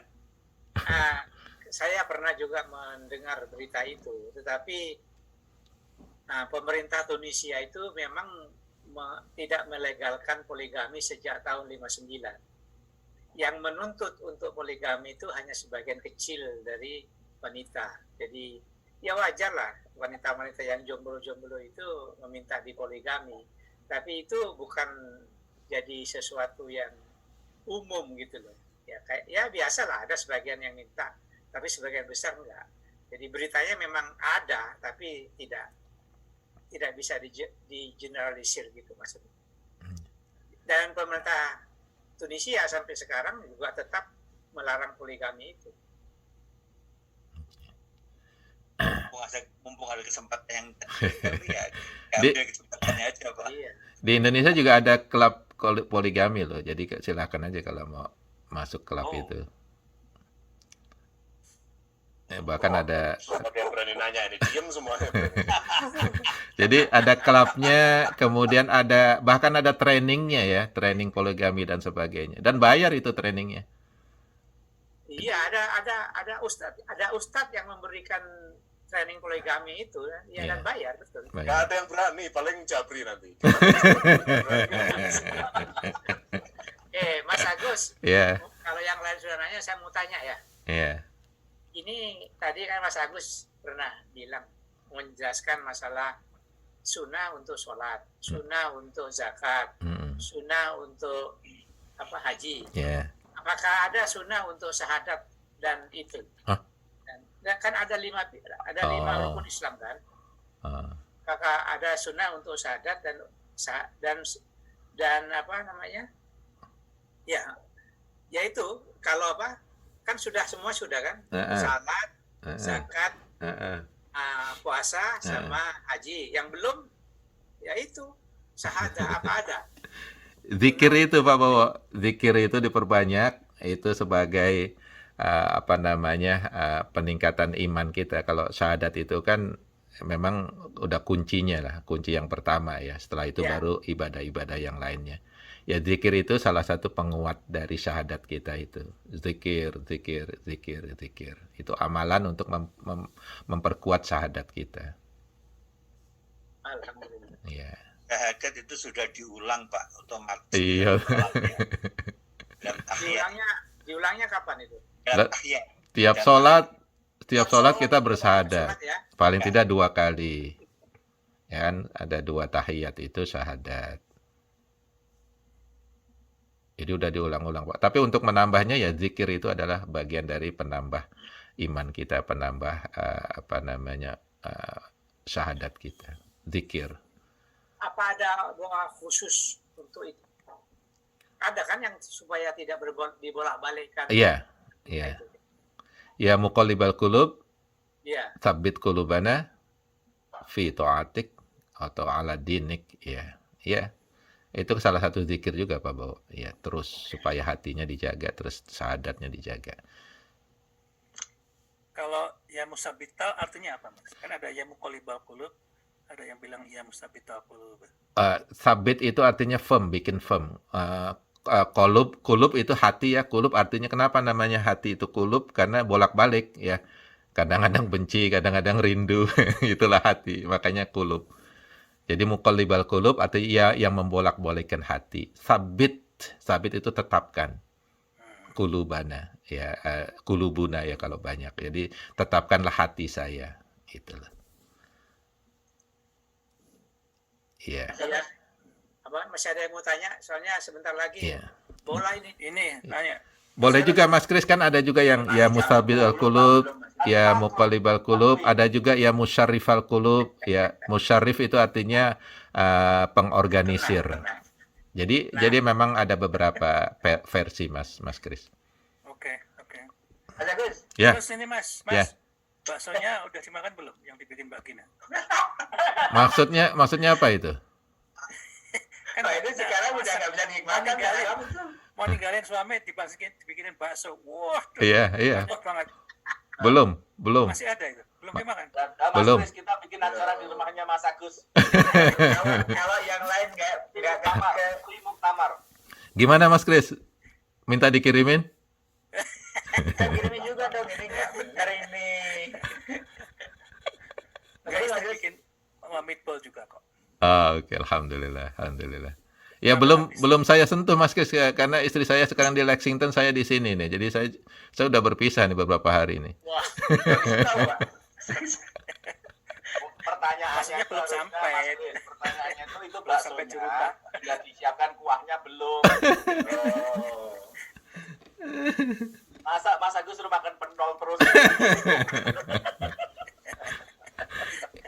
Itu rencananya di Lexington itu Mas Kris, karena nanti setelah saya selesai ujian di sini, saya nanti sama Hilal di Lexington. Jadi rumah ini kosong tuh sebulan nanti. Gus. Mas, Mhm. book for number 1583. Apa itu? Ibnu Umar reported, I pray along with Allah's messenger, may peace be upon him, 2 rakaat before and 2 rakaat after the noon prayer. Ya. 2 sebelum dan 2 sudah. Ini Ya. hadisnya untuk Yap. sebelumnya.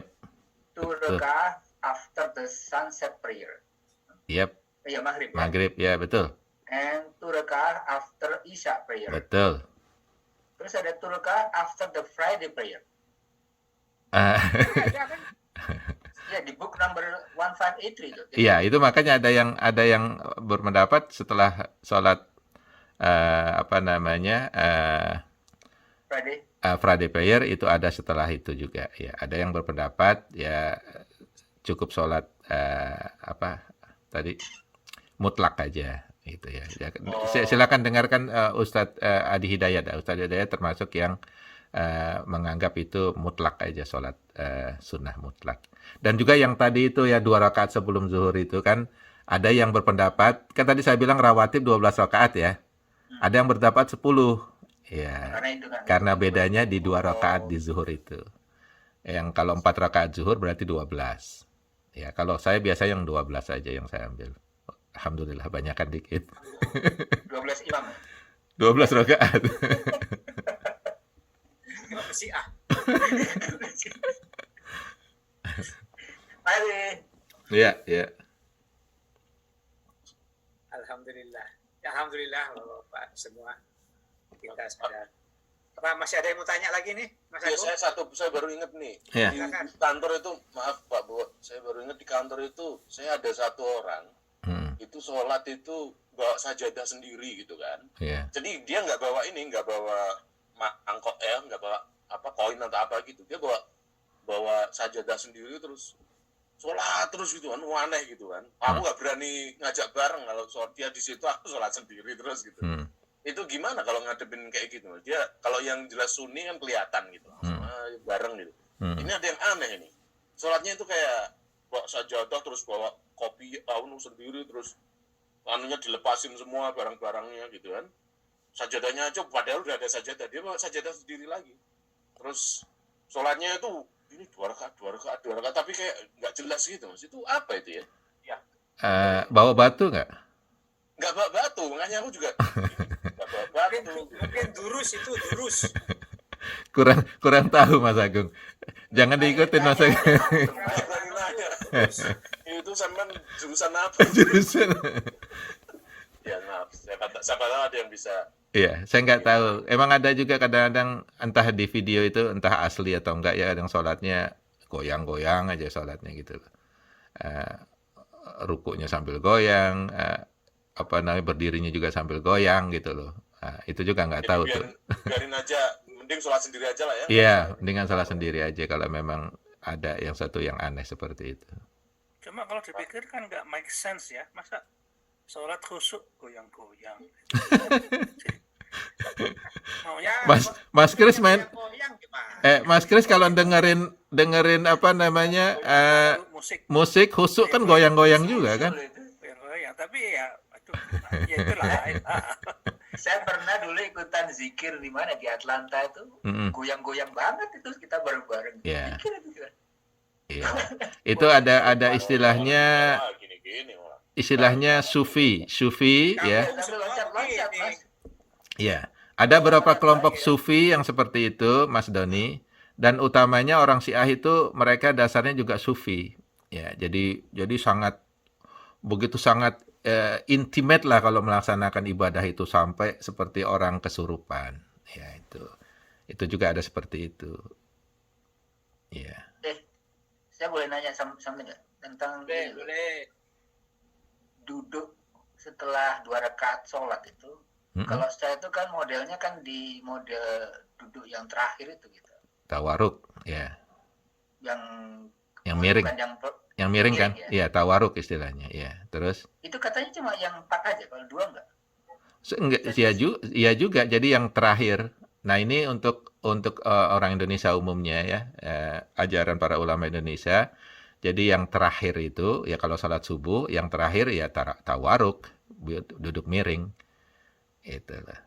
Tapi kalau beda, kan? kalau yang 4 rakaat, yang pertama itu duduknya seperti biasa, ya, yang terakhirnya yang miring. Demikian juga dengan maghrib, ya, yang tahiyat pertamanya biasa, yang tahiyat akhirnya yang miring. Pokoknya tahiyat akhir lah yang tawaruk itu. Tahiyat akhir. Tapi kawan-kawan Saudi nggak ada yang tawaruk itu. Iya, karena biasa semua. Iya. Karena ininya lain Pak, bahwa ada ajarannya memang lain. Dan itu nggak masalah, yang penting duduk ya. Masalah, Mas. Nah, maksudnya? Waduh.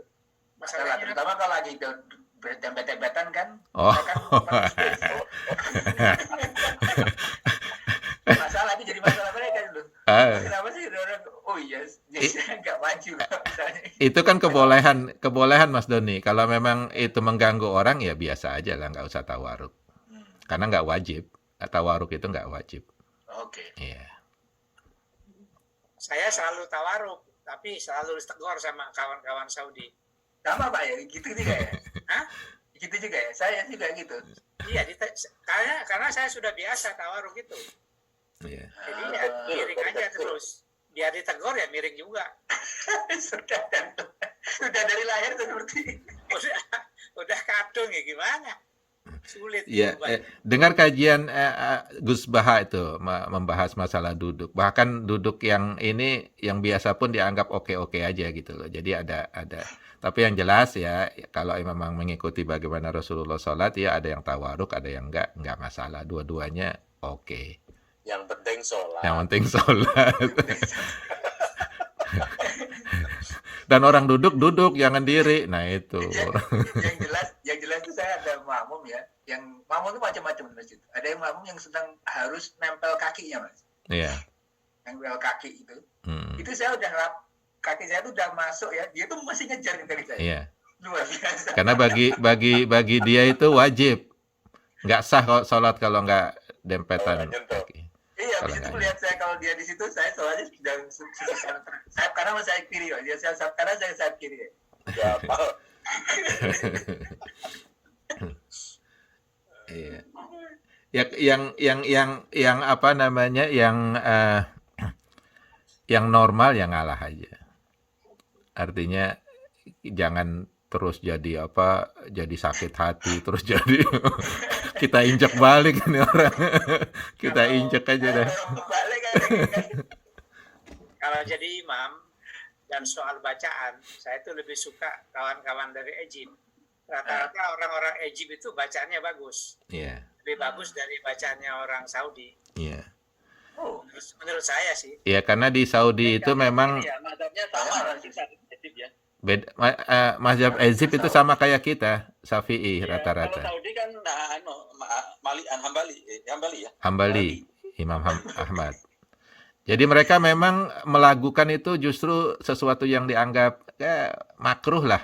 Jadi, Kalau bisa jangan dilaguin tuh apa namanya Quran gitu. Jadi mereka datar aja. Tapi terus terang kayak ngomong yang tadi Mas Doni bilang itu kayak itu apa jadi nggak khusyuk gitu loh. Tonnya itu titik-titik gitu loh. Iya. It's annoying gitu loh ya. Iya. Makanya sholat nawafil Mas Nur. Iya kadang-kadang apa ya, Bu ya sampai itu loh kakinya itu kayak sampai ngejengkang apa ya. Spread out too far gitu loh. Sampai iya, karena dia harus ngejar ke kaki orang sebelahnya. Iya. Bu ya banyak kan ya apa ya sholat itu kan normal lah dan Kangkang Mas. ya sampai Lucunya dia tuh kayak gitu tapi nanti sempat waktu sholat waktu berdiri betulin self pun.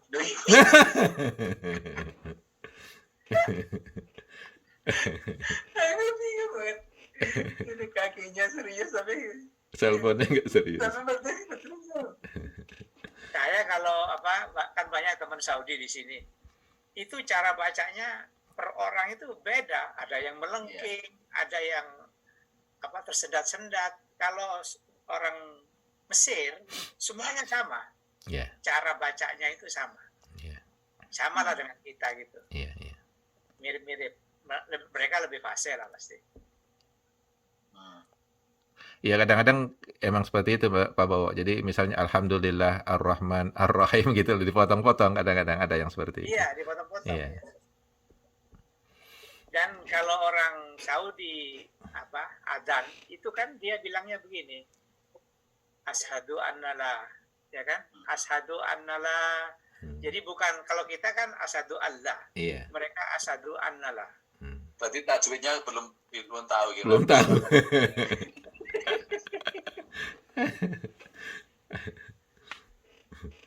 Kita yang bingung jadinya. Itu namanya isgom bila gunnah itu tanpa gunnah. Itu lebih gunah itu mestinya kan. Bila la gunnah tanpa gunnah. Gunah ya, bila gunah ya. Iya, kalau yang gunnah itu harus dipanjangin, iya. Nggak melebur justru karena bila kan. Oh, bukan bila anaknya Mas No. Bila gunnah itu artinya tidak dipanjangin, tidak diayun. Gunnah itu artinya ayun, Pak Bawo. Jadi yang idgham yang bila guna itu ada 6 ya, ro ya, kemudian apa namanya lam gitu ya. Jadi kalau ketemu itu digabung, nunnya hilang jadi lam, tapi nggak dipanjangin, nggak asyhadu alla misalnya, enggak. Tanpa guna dia. Jadi asyhadu alla ilaha illallah. Yang bila yang mana? Ya itu yang itu asyhadu alla ilaha illallah bila guna, tanpa guna. Tapi kalau yang guna ya misalnya ya ayyuhal gitu misalnya. Kayaknya Diguna. perlu belajar lagi nih. Itu ada Ustadz Bahri itu yang menawarkan untuk ngajarin. Ayo Pak Ustaz. Karena kalau bacanya salah nanti salah juga artinya. Kayak Ustadz Bahri itu nggak huruf H loh ya, itu huruf H itu. Ustadz Bahri itu huruf H itu, bukan huruf H. Nggak Bahri, tapi Bahri. Bahri. Bahri artinya lautan ya. Itu huruf H. Nggak Bahri lain lagi nanti. Ya Ustadz Bahri ya. Iya nih. Tapi kalau orang Makassar bukan bah, karena kan bahoro kalau di sana. Jadi namanya berat. Iya silakan. Salah titik jadi jim itu. Salah titik jadi jim. Jadi Salah titik jadi cip. Bener. Saya setuju nih ngaji dengan Ustadz Bahri. Saya banyak pertanyaan nih kalau soal ini ya. Yang saya belum bisa itu bedain zo itu loh. Gimana sih ininya, haridahnya harus gimana? Saya nanya beberapa orang kayaknya beda-beda ininya. Iya.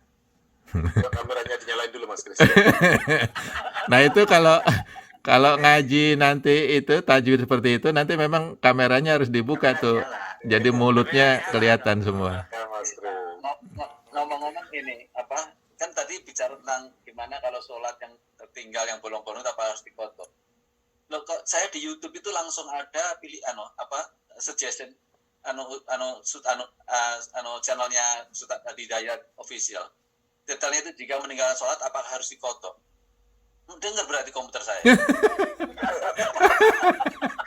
Waduh. Bahaya nih. Jadi udah ini sekali ya, apa namanya internet itu ya? Transkrip. Iya. Langsung dikasih suggestion ininya. Iya. Terus Mas Kris ada suggestion nggak ada cara menikah? Kayaknya komputer saya ada filternya. Nggak ada. Bapak dan Ustadz, mohon maaf saya pamit dulu. Oke. Silakan Ustadz Bahri. Ada kelas anak-anaknya ya. Oke, ya. Ya, Jazakallah khair. Assalamualaikum warahmatullahi wabarakatuh. Terima kasih. Waalaikumsalam. Waalaikumsalam warahmatullahi wabarakatuh. Pindah ke Tunisia aja kalau gitu.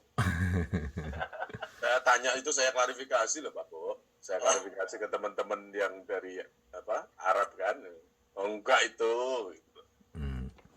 Kalau iya ya kita semua pindah ke sana. Nanti pindah ke sana ke Tele lagi nggak ada. Itu hijrahnya karena wanita itu. Ada hadisnya itu, siapa yang hijrahnya karena wanita? Hanya mendapatkan wanita. Gimana, ada lagi pertanyaan ini sebelum kita tutup? Tutui. Enggak Pak Bo, silakan. Kita tutup. Terima kasih baca Mas Agus serta kawan-kawan semua yang bisa hadir pada hari ini. Mudah-mudahan kita bisa hadir pada Sabtu-Sabtu yang akan datang. Amin. Mari kita tutup acara ini dengan pembacaan doa oleh Mas Agus dan seterusnya. Saya terima bersih aja. Oke. Terima kasih. Ya, bismillahirrahmanirrahim. Al-Fatihah. A'udzubillahi minasyaitonirrajim. Bismillahirrahmanirrahim. Alhamdulillahirabbil alamin. Arrahmanirrahim. Maliki yaumiddin. Iyyaka na'budu wa iyyaka nasta'in. Ihdinas shiratal mustaqim. Shiratal ladzina an'amta 'alaihim ghairil maghdubi 'alaihim waladdallin. Amin. Bismillahirrahmanirrahim. Nastaghfirullahaladzim. Allahumma salli ala Sayyidina Muhammadin wa ala alihi wa ashabihi ajma'in. Rabbi firlana wali walidina warhamhuma kama rabbayana sighara. Rabbi firlana wali walidina wali ikhwatina wa akhawatina wa adkhilna fi rahmatik wa anta arhamur rahimin. Rabbi firlana wali walidina wali jami'al muslimina wal muslimat wal mu'minina wal mu'minat al ahya'i minhum wal amwat wa ya qadiyal hajat. Allahumma inna nas'aluka ilman nafi'a wa rizqan thayyiba wa amalan mutaqabbala. Rabbana la tuzigh qulubana ba'da idh hadaitana wa hab lana min ladunka rahmah innaka antal wahhab. Rabbana hab lana min azwajina wa dhurriyyatina qurrata a'yun waj'alna lil muttaqina imama. Rabbi ja'alna muqimas shalawatina wa min dhurriyyatina Rabbana wa taqabbal du'a. Rabbana taqabbal minna innaka antas samiul alim wa tub alaina innaka antat tawwabur rahim. Rabbana atina min ladunka rahmatan wa hayyi' lana min amrina rasyada. Rabbana atina fid dunya hasanah wa fil akhirati hasanah wa qina adzaban nar. Wa sallallahu ala sayyidina Muhammadin wa ala alihi wa ashabihi ajma'in. Subhana rabbika rabbil izzati amma yasifun. Wassalamun ala mursalin. Walhamdulillahi rabbil alamin. Subhanakallahumma wa bihamdik asyhadu an la ilaha illa anta astaghfiruka wa atubu ilaik. Bismillahirrahmanirrahim. Wal 'ashr innal insana lafi khusr illa alladhina amanu wa 'amilus solihati wa tawasaw bil haqqi wa tawasaw bis sabar.